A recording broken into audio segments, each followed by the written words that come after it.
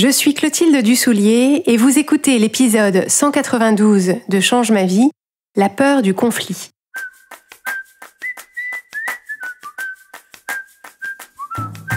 Bienvenue sur Change ma vie, outils pour l'esprit. Je suis Clotilde Dussoulier, master coach certifiée, et sur ce podcast, je vous livre chaque semaine des outils précis et concrets pour comprendre les mécanismes de votre cerveau et de vos émotions et construire exactement la vie à laquelle vous aspirez. Il y a une petite épicerie, pas très loin de chez moi, qui vend des produits régionaux à la base et qui, depuis le premier confinement du Covid, s'est mise à vendre aussi des fruits et des légumes bio pour répondre aux besoins des gens du quartier qui voulaient trouver des fruits et des légumes bio pas très loin de chez eux. Donc c'est effectivement très pratique pour nous, cette petite épicerie, c'est très sympathique et je m'y rends assez souvent pour faire des courses. Donc ça me fait plaisir de soutenir un commerce de proximité qui est manifestement tenu avec beaucoup de cœur et de passion. Et bonus, en période de pandémie, on est servi sur le pas de la porte et donc on reste à l'extérieur et il n'y a que le vendeur qui touche les produits. Et puis un jour, où j'avais fait quelques courses auprès d'eux, au moment de ranger ce que j'avais acheté, je me suis rendu compte que les carottes que j'avais achetées étaient vraiment limites. Elles étaient assez molles, elles étaient un peu rabougries d'un côté et il y en avait même qui avaient des espèces de taches de moisissure au bout. Donc en gros, j'avais acheté des carottes moisies. Donc le problème était clair et la solution simple et évidente, c'était juste d'y retourner et de demander à avoir soit des carottes plus fraîches, soit à être remboursée. Mais rien qu'à cette idée, j'étais envahie par toutes sortes d'émotions, de l'anxiété, de la réticence, de l'appréhension, j'avais chaud aux joues et j'avais un nœud dans la gorge, rien que d'y penser. Donc en fait, ce qui se passait pour moi à ce moment-là, c'est que j'anticipais que ça allait être très inconfortable, qu'ils allaient peut-être me prendre de haut, qu'ils allaient peut-être me dire que mais non, les carottes étaient très bien. Et j'avais peur aussi que ça mette en péril notre relation, il ne serait plus aussi sympa que ça avec moi, et j'aurais tout gâché pour une livre de carottes. Je n'avais donc pas du tout envie d'aller rendre les carottes, et je me suis même mise à justifier le fait de ne rien dire. J'ai commencé par trouver des excuses à l'épicerie. Je me suis dit, après tout, c'est pas leur métier à la base d'être marchand de légumes. C'est vrai que c'est difficile à gérer, un stock de produits frais. Ils ont choisi de faire ça pour rendre service aux gens du quartier, donc on peut faire preuve d'un peu d'indulgence. J'ai aussi exploré la piste de l'évitement. Je me suis dit, il est tard, je peux y aller demain. J'ai même envisagé que ce soit mon mari qui aille rapporter les carottes à ma place. Et puis j'ai trouvé aussi des raisons de me rendre responsable. Je me suis dit, j'aurais dû mieux regarder le cajot de carottes à travers la vitrine. Si j'avais été plus attentive, si j'avais mieux regardé, j'aurais tout de suite vu qu'elles n'étaient pas très vaillantes et qu'il ne fallait pas en acheter. Donc remarquez bien ça, ce que je vous décris. Mon cerveau était prêt à toutes les acrobaties mentales et prêt à garder des carottes moisies que je venais juste d'acheter plutôt que d'avoir une simple conversation. Et donc, tout ce qui s'est passé dans ma tête à ce moment précis porte un nom, c'est la peur du conflit. Cette peur du conflit, c'est quand vous voulez quelque chose, que vous anticipez que quelqu'un d'autre ne sera pas d'accord avec vous, ne sera pas d'accord pour que vous ayez cette chose que vous voulez, et que vous pensez que vous ne serez pas capable de faire face à ce désaccord. C'est quand vous pensez que s'il y a un désaccord, vous ne saurez pas faire, vous ne saurez pas gérer et donc vous perdrez. Parce que c'est ça, bien sûr. La peur du conflit, en réalité, plus précisément, c'est la peur de perdre ce conflit. Et bien sûr, si vous voulez quelque chose, si vous pensez que d'autres ne seront pas d'accord et que c'est eux qui gagneront, ça crée précisément ce climat émotionnel que j'ai décrit avec mes carottes. Vous ressentez de l'anxiété, de l'appréhension, de la réticence, de l'impuissance. Et avec ce climat émotionnel globalement bloquant, ce qui se passe à ce moment-là, c'est que vous ne demandez pas ce que vous voulez, vous vous censurez, vous trouvez le moyen de vous accommoder de ce que vous avez et vous évitez soigneusement les conversations qui seraient pourtant indispensables pour que vous puissiez avoir ce que vous voulez. Vous vous dites même qu'avec un peu de chance, ça arrivera tout seul sans que vous ayez à le demander et donc sans risquer qu'il y ait un conflit. Ou alors, vous allez effectivement avoir la conversation, mais vous venez à cette conversation avec des demandes à minima, c'est-à-dire que vous avez déjà fait la négociation dans votre tête pour vous faire descendre dans votre négociation. Vous avez déjà négocié avec vous-même le minimum du minimum, donc c'est ça que vous apportez à la conversation. Et vous ne faites pas très bien valoir vos arguments, en tout cas pas de la façon la plus éloquente, et dès que vous détectez le début du commencement d'un désaccord en face de vous, vous battez en retraite.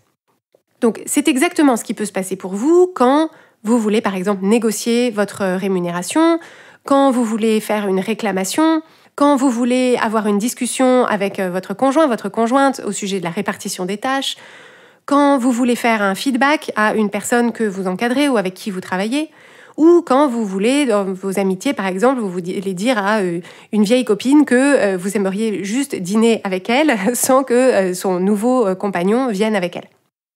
Donc dans toutes ces situations, vous faites ce que j'ai fait avec mes carottes. Vous ne demandez pas ce que vous voulez, vous vous censurez, vous trouvez des bonnes raisons de vous accommoder de ce que vous avez, vous essayez de vous raisonner pour juste être content ou contente de ce que vous avez, et vous évitez les conversations qui seraient pourtant indispensables pour que vous puissiez avoir ce que vous voulez, en termes de rémunération, en termes de réclamation, en termes de répartition des tâches, en termes d'évolution dans la collaboration avec quelqu'un, ou en termes de moments passés avec votre vieille copine. Vous vous dites qu'avec un peu de chance, ça arrivera tout seul sans que vous ayez à le demander, vous croisez les doigts, ou alors vous avez cette conversation, mais vous y allez soit sur la défensive, soit avec des demandes à minima, sans faire valoir vos arguments correctement, et dès qu'il y a le début du commencement d'un désaccord, vous vous refermez et vous battez en retraite. Et bien sûr, dans toutes ces situations, le résultat que vous créez est le même, c'est que vous vous alignez sur la position supposée de l'autre personne, donc vous n'avez pas ce que vous voulez, et pendant ce temps-là, vous nourrissez votre insatisfaction et votre ressentiment. Alors, comment est-ce qu'on fait pour sortir de ça? C'est très simple. Partout où vous avez peur, c'est simplement qu'il vous manque une compétence. Et en l'occurrence, si vous avez peur du conflit, la compétence qu'il vous manque, c'est la capacité à gérer les situations dans lesquelles une autre personne n'est pas d'accord avec vous.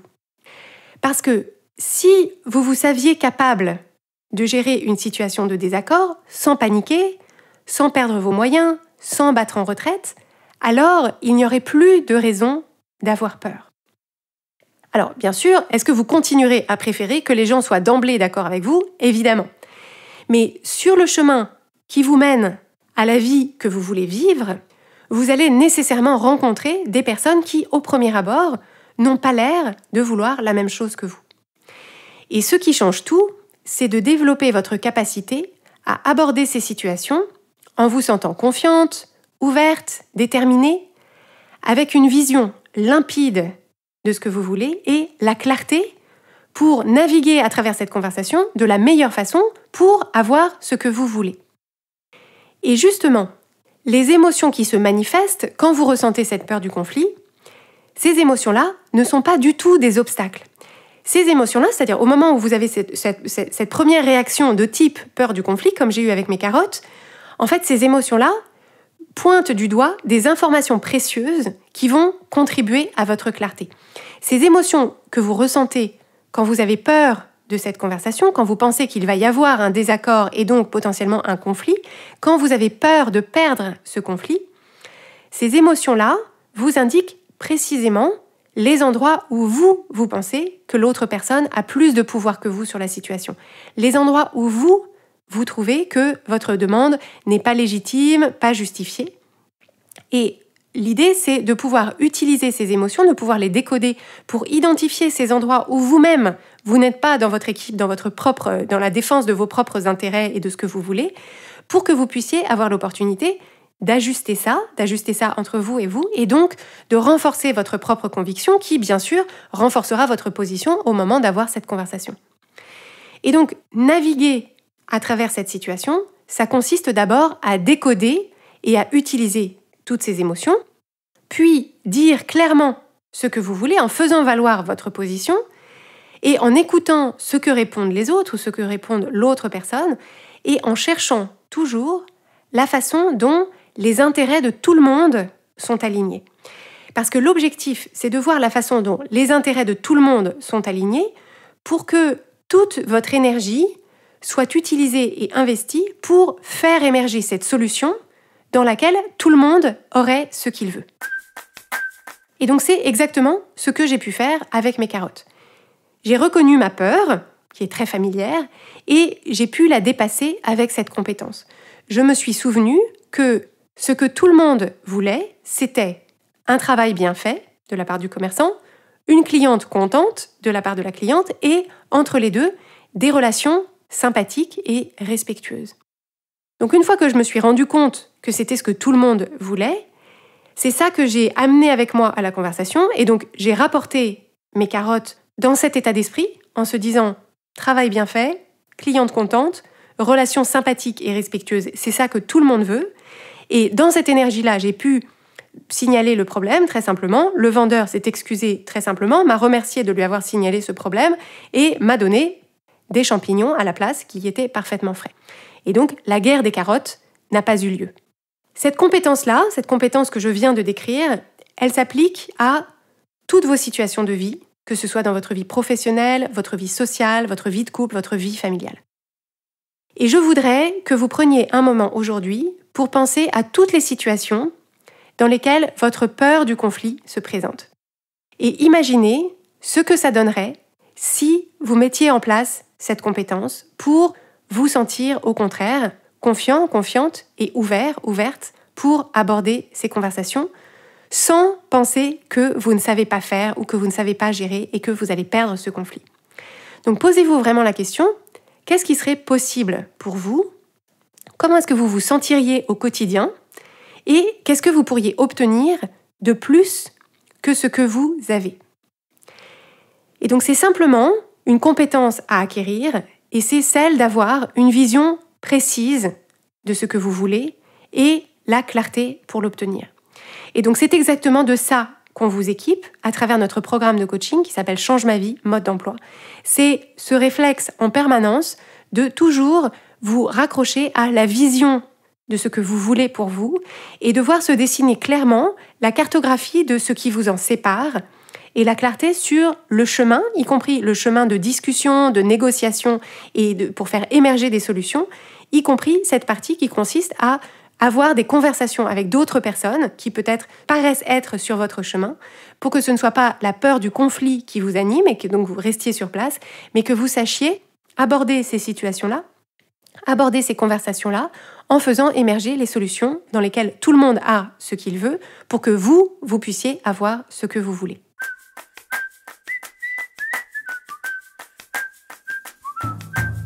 Si vous aimez Change ma vie, vous allez adorer Change ma vie mode d'emploi. Change ma vie mode d'emploi, c'est le programme de coaching qui va vous donner des ailes pour atteindre tous vos objectifs de vie. Grâce à notre méthodologie unique, nous allons vous guider pas à pas pour développer la vision riche et vivante de ce que vous voulez. Nous allons vous aider à trouver la clarté sur la façon la plus simple et la plus directe de l'obtenir et nous allons vous apprendre à soutenir votre élan tout du long en surmontant les obstacles avec confiance pour vous sentir avancer tous les jours vers la vie à laquelle vous aspirez. Si vous écoutez Change ma vie, c'est que vous savez que vous avez une vie extraordinaire à vivre. Une vie qui a du sens et un impact, et c'est notre mission et notre passion de vous y aider. Je vous donne donc rendez-vous dès aujourd'hui sur changemavie.com/coaching pour avoir toutes les informations.